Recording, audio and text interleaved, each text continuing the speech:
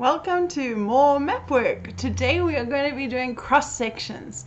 So cross sections can be quite challenging in the sense that they can take time. When it comes to tests and exams, you want to be able to do this quickly, so make sure that you practice. Okay, practice how to do all of the things that make a cross section come together. So let's have a look at how to get that done. So here is my map. It is just outside of Grahamstown. And I have two locations that I'm going to be using. It's a trig beacon and another trig beacon. Okay, so first thing I'm going to do is I'm going to draw a line between the two as accurately as possible, just so that I don't veer off course at all. My line is slightly out, so I'm just going to correct that. Accuracy, accuracy, accuracy. Okay, so now what I need to do is get my piece of paper. Make sure that your paper has a flat edge, so it's not squonky in any way. And I'm going to pre-mark mine with my first trig beacon. Okay, and I'm going to put my altitude, just so that I know where I'm aiming. And that is my start point. So the question said from the trig beacon, so make sure that you are doing it the right way around. Okay, and I'm going to start marking off contour lines. So I'm marking off there, and that would be 420. Okay, because 438, we're not aligned for another contour line there. 400, and now there's another bold line, so actually that 400 is repeated. Okay, in between I have a little non-perennial river, so non-permanent river, and this one you can also see loops around, so that is going to be the same 420 as the previous one. Okay, so you can actually see there quite nicely the top of a hill. Let's line that all up again. Okay, and moving on, I am going to put in my next contour. And I'm labeling all of these. If you have contour lines that are really, really close together, you can do every 100, because that's where our bold lines are on our topographical maps. I'm marking in the roads because I am going to put those onto my final cross section at the end. Okay, non-perennial, and some more contour lines. Okay, and then what I'm going to do here is I've got the N2 coming up, and the N2 being a really big road in this part of the world. And I'm also going to mark the 500 there because the N2 and that contour line are actually on the same spot. And then onto that final trig beacon with the trig beacon number and the altitude. And there I have a beautiful lineup of all of the information I need to create my cross section. Okay, so I have drawn a cross section, kind of the axes. I've got my X and my Y axis. I've already put my heading in and I've put my scale in. So let's get plotting. I have my my horizontal scale, so that's 1:50,000. I know that's because it's on the map. And then my vertical scale I have made is 1:2,000. Now let's have a look why. I've made every 1 centimeter to 20 meters. Now the thing with the ratio, what's the thing with the ratio? The unit has to be the same. So 1 centimeter is going to be equal to 2,000 centimeters, which gives us a ratio scale of 1:2,000. Okay, 1 centimeter per 20 meters, that is my vertical scale.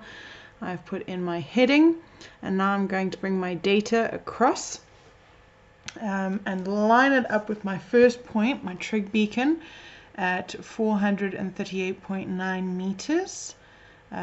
Precisely as possible. I'm just going to put a little dot there because that is where I'm starting.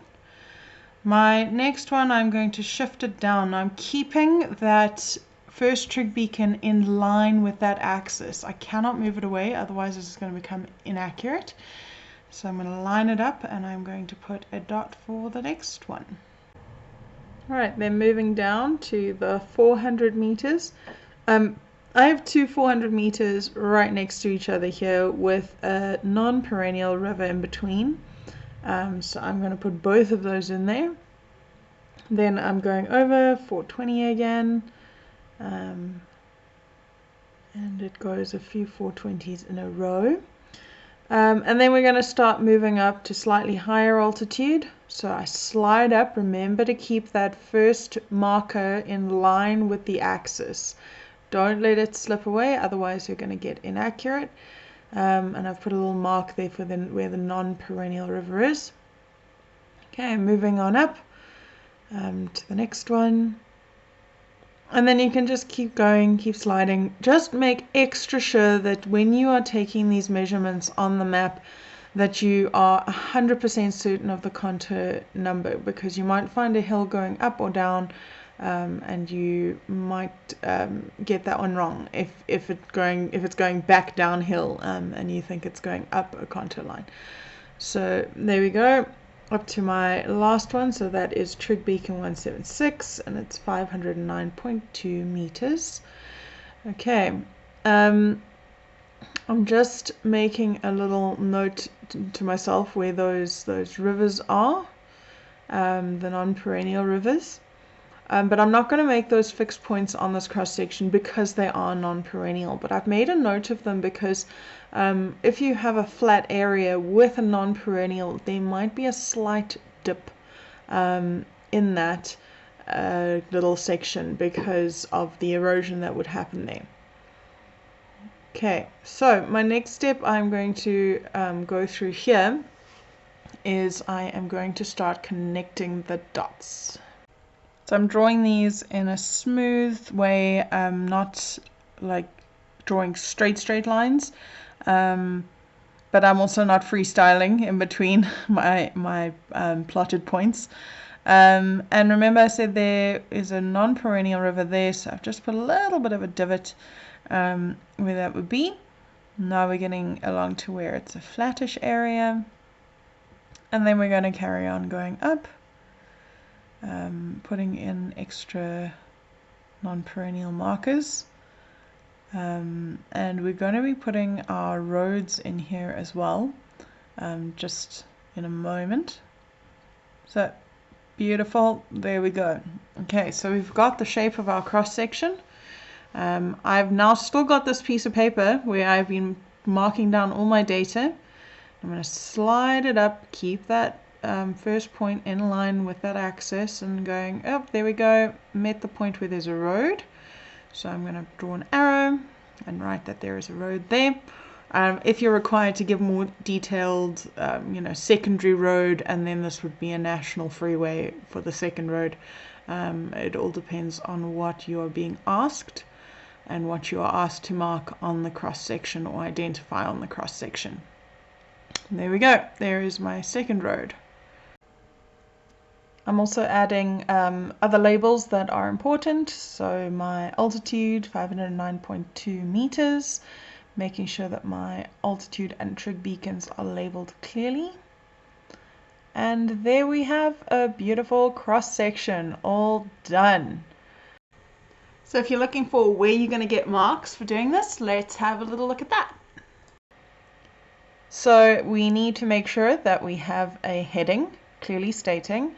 We need our vertical scale, the unit of the vertical scale, meters. We need our horizontal scale. We need an accurate shape and the relevant labels added as well. So that is a completed cross section. So I know that was a long one, but remember, you have to be precise and accurate, and it takes time. Okay, so make sure that you practice at home, and let's see some amazing cross sections. Okay, so like, share, subscribe. I will be coming out with some more follow-on videos for the cross sections in terms of how to do vertical exaggeration, intervisibility, and gradient. So I will see you for those.